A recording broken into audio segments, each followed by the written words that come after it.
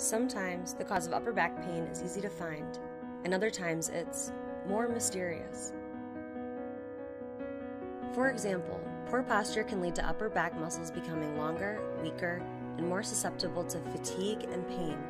In general, when the upper back is put through more stress than it can handle, muscle and ligament strains can occur, and joints may become damaged. High energy impacts can also cause damage to the spine and the surrounding muscles and connective tissues. If upper back pain develops as a result of a high impact collision or fall, seek medical attention immediately.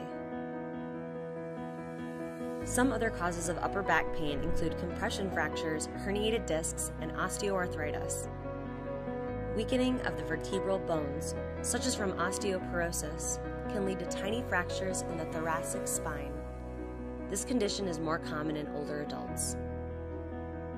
Sometimes a disc in the thoracic spine or upper back will break down and herniate, leaking inflammatory proteins that cause pain.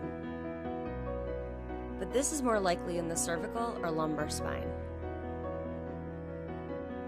And finally, wear and tear may lead to osteoarthritis.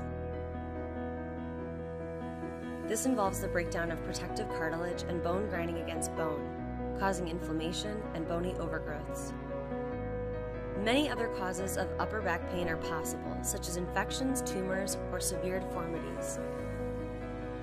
See your doctor if upper back pain is accompanied by other troubling symptoms such as pins and needles, tingling in the chest or abdomen, reduced coordination, fever or chills, and/or a severe headache.